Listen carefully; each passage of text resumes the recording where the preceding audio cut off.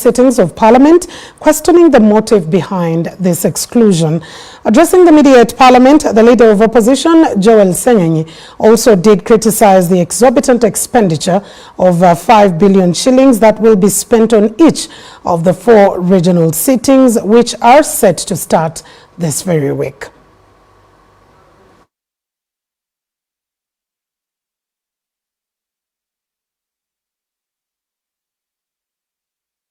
Few things.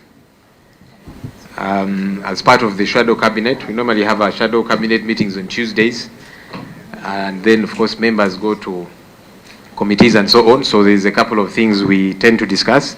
So today we thought we would communicate some of our engagements as the shadow cabinet. There is an impending activity of this institution of Parliament called regional sittings. Sittings in different parts of the country, in the different regions, starting with Northern Uganda, then Western Uganda, Eastern Uganda, and Central.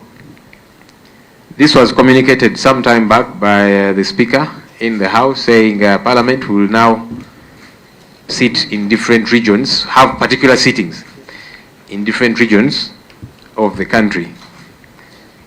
At the time, I did reach out to the Speaker asking for clarity about this idea, and also asking that it be processed properly through the different channels that we do have as Parliament, the Business Committee, and then especially the Parliamentary Commission, because it has got a pecuniary implication, a financial implication.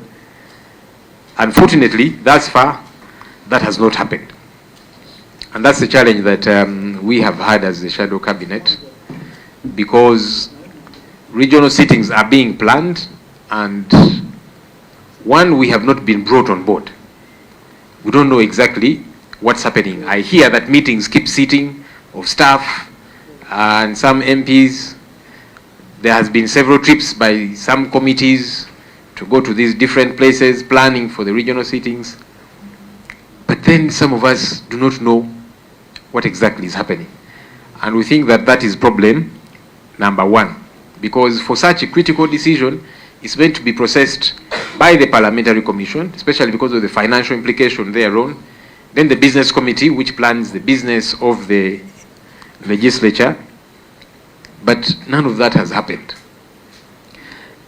Number two, we understand that about 5 billion shillings is going to be spent on each of these sittings. Not all of them, each of the sittings.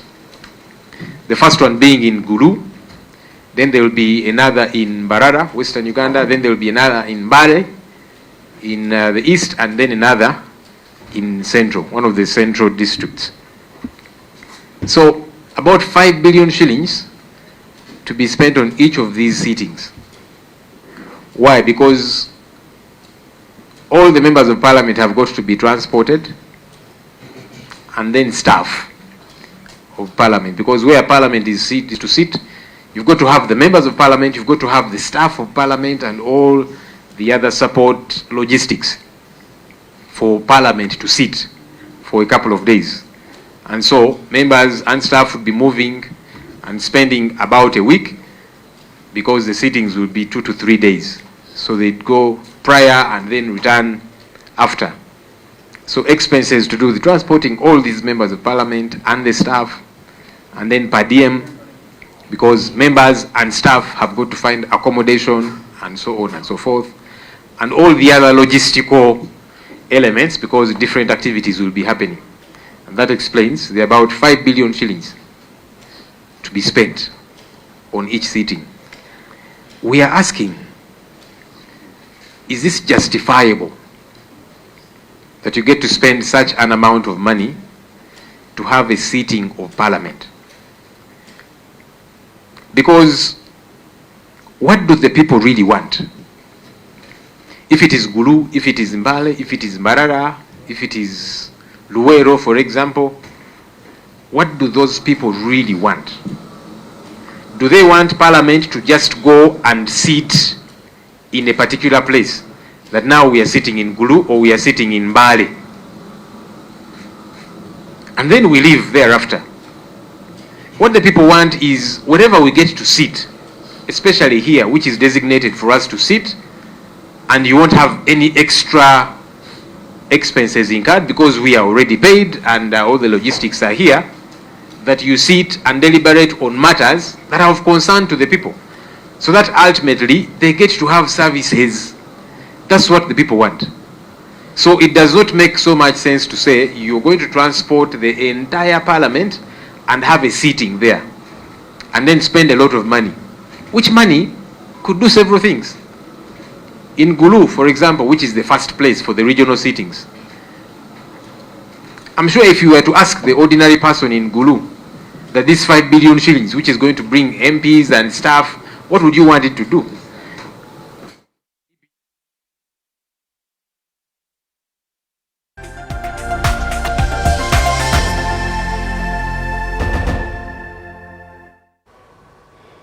We'll give you more conversations regarding the regional sittings in our subsequent bulletins. Now, away from there, district officials from Noya local government have urged lawmakers to expedite the processing of the long-awaited Contract Farming Bill 2024.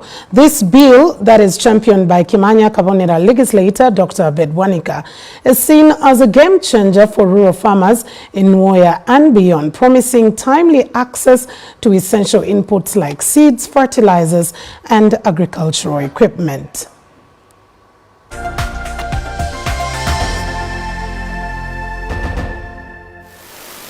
In total support 100% of this bill, because this will help our farmers, the poor rural person down there, to access whatever it takes in terms of seed, in terms of fertilizers, in terms of maybe equipments. And it is going to be a very good bill because when the contractor comes in, has ready market for what is going to be produced. So this will help because as the business person comes with ready market, that means our factories here are going to fill. They are not going to be lacking materials. For example, factories for cooking oil, factories for OD, which is made from groundnuts, and other factories. We have been suffering in the hands of the contractors, the seed suppliers. They give us rotten seeds, they supply, then government pays. Those are some of the reasons we have failed. Right now we have devised a strategy with the technical support of the cow in the district. I think fairly we are moving, except with the certain natural calamities we cannot handle, like weather. But we are getting there with this bill.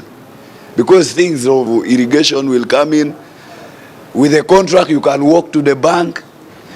You can secure resources to do business.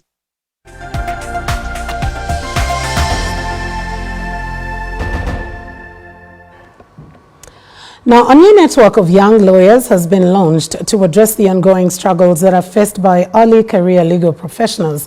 Members of this professional network aim to collectively advocate for improved working conditions, fair salaries, and better welfare benefits. Many young lawyers say they are grappling with exploitation and dependency on senior colleagues who often fail to provide the adequate support.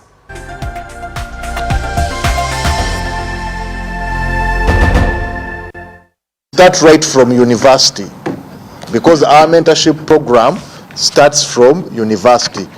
Before you go to LDC and enroll, you must be sure and certain that the virtues of a young lawyer are built in you. So we shall be starting our registrations from university, and we are planning to have representatives from university sitting on the Young Lawyers Network Executive Committee. And to add more on what they said, maybe there are some things that as female lawyers we've not been getting. You go for maternity leave, I can guarantee you that 90% of the female lawyers, when they go to give birth, I personally, we are not paid. You go on leave for 3 months, you're not even sure if you come back, or you're not certain if you're going to find your job. So it's things like this that the young lawyers are advocating for. We are advocating for paid paternal leave. Even the male themselves, they need to be that under the law, they have the right to actually get the leave once their spouses give birth. Such an association come up, it gives us hope that by the time we're practicing, we shall be in a very there's going to be equality in practice, especially when it comes to the females. They talked about the issue of sexual harassment. I am sure it is not new to any of you. This is an issue that has been raised on all platforms. I can give an example of Uganda Law Society because that is where I've been interning for the past 3 months. And this is an issue that is raised in all the trainings when it comes to the gender-life balance, when it comes to the unique challenges that are faced by young lawyers who are females. It is not a new thing that there are very many females who are being sexually harassed. And we know very many challenges that the female lawyers face is because some of them are not financially stable.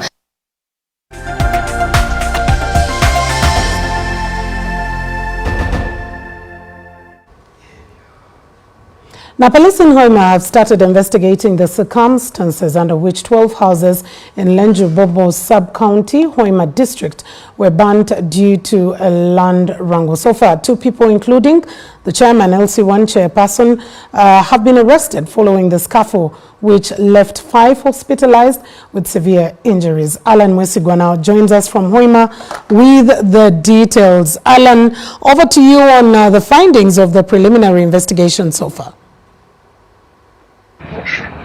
Very good afternoon, Mildred, and good afternoon, Uganda. For a fact, since 2016, there has been land contestation in the Lenju. Lenju is a village in Bombo sub-county and Hoima district, but also Hanga village, also in the same sub-county, and the contestation has been between one prominent person and a rich man here, Drakofa, the local community, but also the former chairperson of Uganda Land Commission, Beatrice Nyakaisiki. You remember, but also in 2017, court did make a ruling that boundary opening does happen, but unfortunately when the tractors were taken there at have boundary opening, it was touched by the community saying they actually cannot allow that. And since then the contestation has been on until recent, when community but also key stakeholders did say that, you know what, let's settle these matters out of court. When they went out of court, and just last Saturday when they are doing some investigations, but also trying to look at what is supposed to be done, instead it went violent. And as a matter of fact, about 12 houses were burnt, 5 were injured, and currently at Hoima Regional Referral Hospital receiving treatment. Earlier on, we did speak to the Alberton Regional Police spokesperson, Julius Hakiza, and the district chairman, Uthman Mugisha. Let them confirm the development.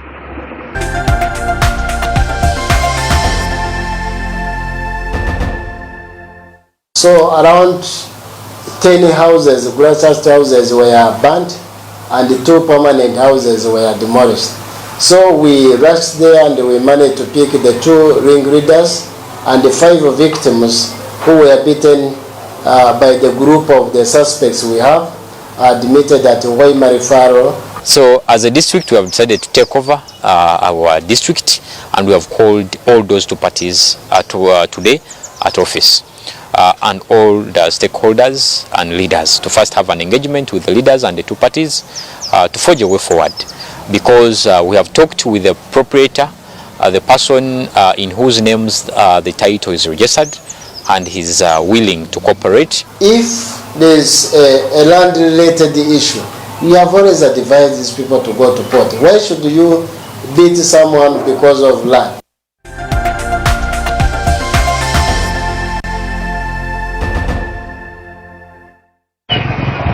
That's a conversation over there, but I can confirm as of now, all parties are now at Kasingo District Headquarters, including RDC District Chairman, but also the affected parties, trying to forge way out how that contestation can stop, because I do understand some people claim to be owning land over there, but also there is a prominent person who says he owns the title. That conversation, we're to see what will come out of that meeting, and we'll be able to update the country in our subsequent bulletins at 7 and 9. A fair afternoon in Hoima.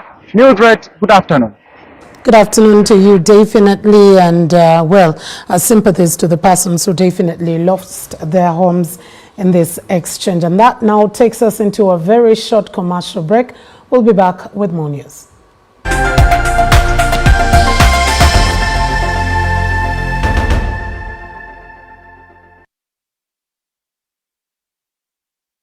MTN tusako hajaruna mbiru live in concert Friday nga mwenda August hajaruna mbiru huyo kusenda hotel Rocktown nga mwenda August monshoja atumye hajaruna mbiru live in concert VIP ya mtwalo 15 tukawa jigula kumomo ya mtwalo 10 hatemeze ya milioni 3 nyiga kamunyenye emo mkaga 5 kamunyenye 20 kadara oba downloading ya momo app ogule ticket ku sente ntono nga 10 August Colin Hotel mukono ticket ya shinjo mtwalo gumu bo jigula ngo kosa momo jigula 15 VIP mtwalo 3 nga 10 August Maria Frema Saka shinje mtwalo 2 bo jigula ngo kosa momo ya mtwalo gumu VIP mtwalo 5 ate momo mtwalo 3 n'ekitundu bitegekedwa keti events wourone biwagirwa MTN. Together, we're unstoppable.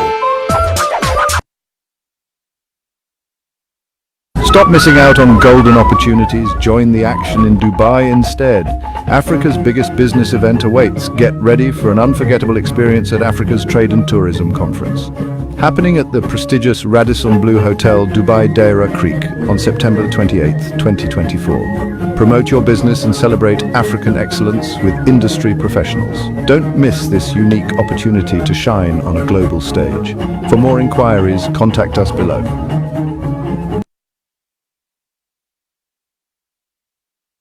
Uganda, are you ready to kick things up to the next level? The Uganda National Lottery brings you Sports Take 10. Predict the results of 10 football games and win big. With tickets at only 500 shillings, join the fun and make your predictions count with Sports Take 10. Sports Take 10, your ticket to football glory. Uganda National Lottery. Dream, play, win. Participants must be 18 years or older. Play responsibly. The Uganda National Lottery is operated by Ituba Uganda and regulated by the National Lotteries and Gaming Regulatory Board.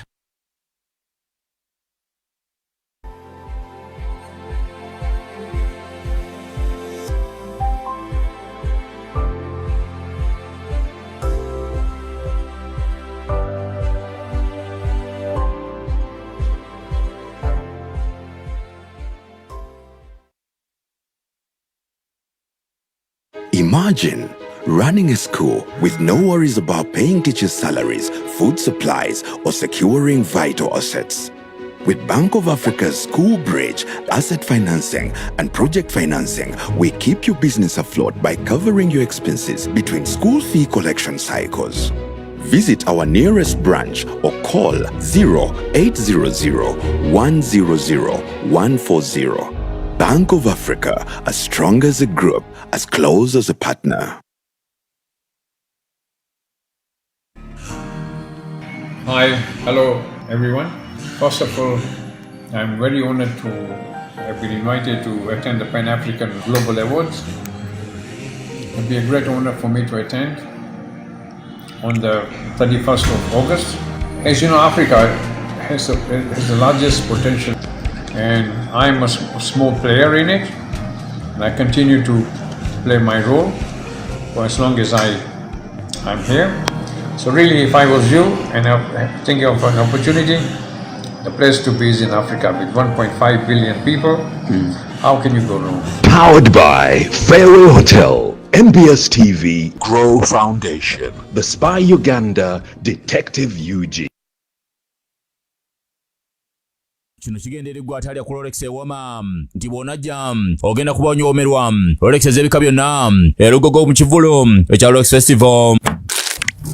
The Rolex Festival 2024 on Sunday the 18th of August at Zoe Grounds, Lugogo. Don't miss the experience of testing every type of Rolex as you have fun and entertainment from all your favorite artists featuring Fit for Maker, Reggie, Karukasita and so much more. Tickets go for 20k, 50k VIP, and if you buy a ticket on Next Ticket, you'll get a free Rolex. The Rolex Festival on the 18th of August at Zoe Grounds, Lugogo is proudly sponsored by Sanyuka TV.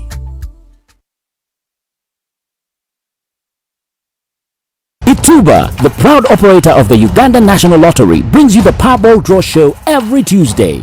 Tune in to NBS at 8:57 p.m. and get first access to the winning jackpots. Play responsibly.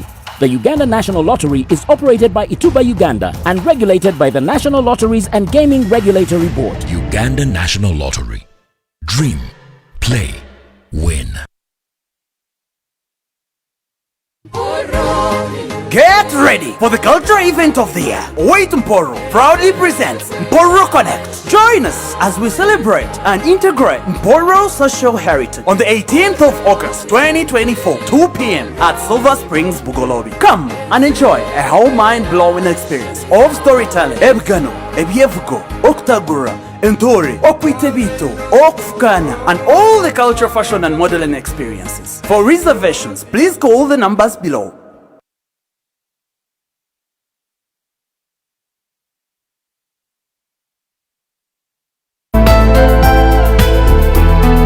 Up next.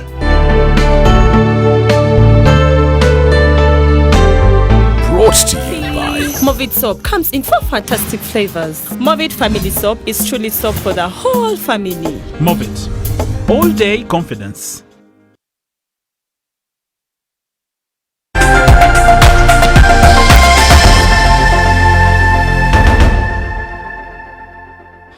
Welcome back. Thank you for keeping it NBS Television and stay watching NBS Live at 1. I am Mildred Tohaise. Now, once a beacon of academic silence, Gulu High School has faced a significant decline in the recent decades in both performance as well as school enrollment. Right there, this has prompted former students and local leaders to raise in efforts to restore the schools from glory by, first of all, improving the infrastructure. Joseph Omagro joins us with the details. All right, it's not just about the infrastructure for the school, but also the performance that comes through. How are the two going to be restored concurrently? Thank you so much, Mildred. But I just want to take you a little bit back at that. During the war, just like many other institutions, traditional secondary schools and primary schools suffered so much and they declined. One of them is this school in the background, that's Gulu High School. And at some point, we also had, when we were just trying to resuscitate these schools, we had COVID-19 come in, and then also this led to a serious collapse and of course low numbers and poor performance. Over time, all the students as well as local leaders have been trying to put in a little bit of an effort to make sure that these schools can regain the lost glory that they had. And right now as we speak, the numbers are rising. This school now has about 700 students. Previously it had about 300 or less even, and this was a very big issue. So today we had local leader here, that's Lieutenant General Otema Awany, and he came in to give support and renovate this hall, as well as the old students who came in as well and supported. And this is what they had to say.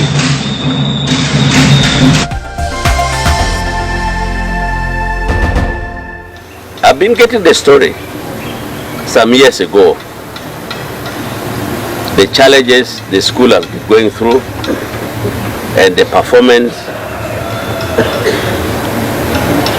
But I'm happy, gradually it started picking up.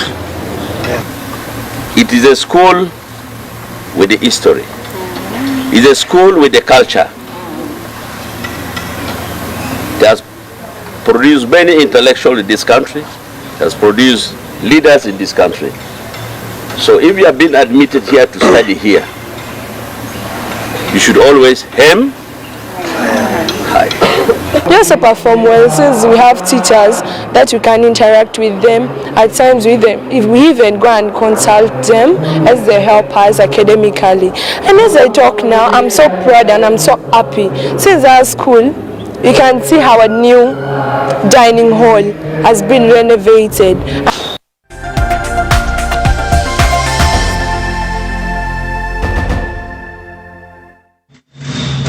So basically, it is actually renovating block by block and making sure that this school regains its lost glory. It produced for us a president in the name of Milton Obote, and as well as former presidential candidate, that is Olara Otunu, and so many prominent people have studied in this school. And we hope that maybe these small efforts by the local leaders and the old students can go a long way in making sure that this school gains its lost glory. Back to you at the Political Command Center. All right, thank you very much, Joseph Omagro, for that update. Now, civil society organizations have expressed concerns over the enforcement of laws that are aimed at curbing terrorism financing. While speaking at the African Regional Conference on combating the financing of terrorism, the organizations cited unjust treatment as well as false accusations of terrorism and money laundering, which taint their images.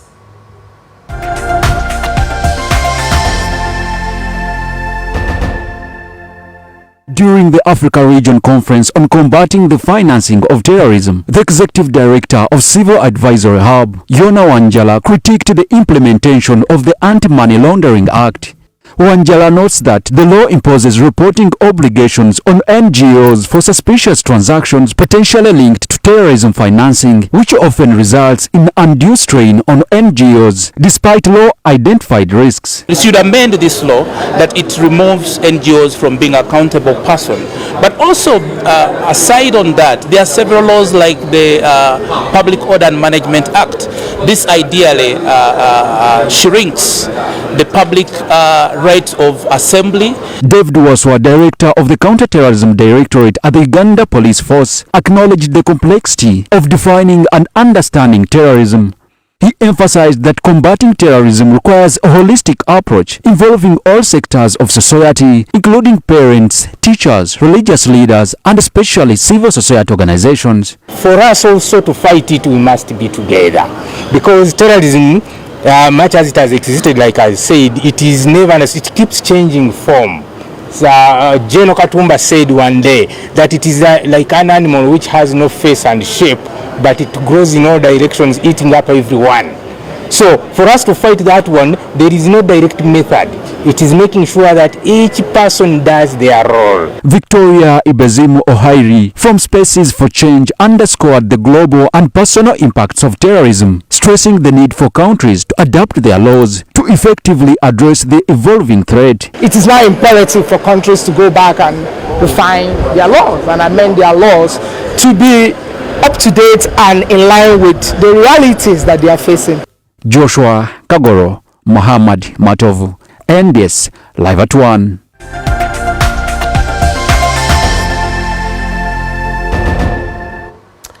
Now, to matters serving the environment, 4 commercial charcoal dealers have been arrested in Ubongi district for illegally dealing in forest products from the Zoka Forest Reserve. Authorities did intercept the truck, which was found to be loaded with over 200 sacks of charcoal, and this comes amidst a presidential directive banning the transportation of forest products.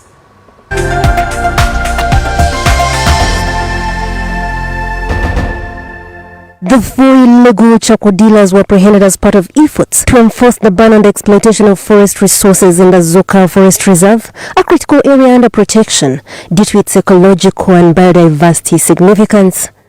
We have discovered that there is a new way of doing things, that people go to Zoka Forest, cut trees, cut timber, and then they cross. And this is a syndicate. It was about 2 weeks ago. We got a case of an informer who told us that he was on the ferry. He witnessed officials from a Germany district local government driving in a government vehicle, and another one was on a government or district motorcycle. And they were paying money, the people who are carrying the charcoal. Local officials expressed concern over the continued illegality despite restrictions against illegal logging and charcoal production, insisting that culprits must be brought to book in the courts of law. So the matter is going to be investigated, and we shall deal with the suspects that we suspect are dealing with the charcoal dealers. There are also concerns about many evading the law by using alternative routes or paying off officers in charge. We have discovered that now people are using the Ubongi route because things are now tight. From Gulu, Karuma, Nakasongola to the other side, it is so tight now. You can't easily pass with the charcoal. If somebody is transporting his good, we can't say whether it is illegal or it is legal. So the other arms of government can come, but as Yundra, we have to play our part of ferrying everybody. Mama Jairan, Sanjmara, NBS Live at 1.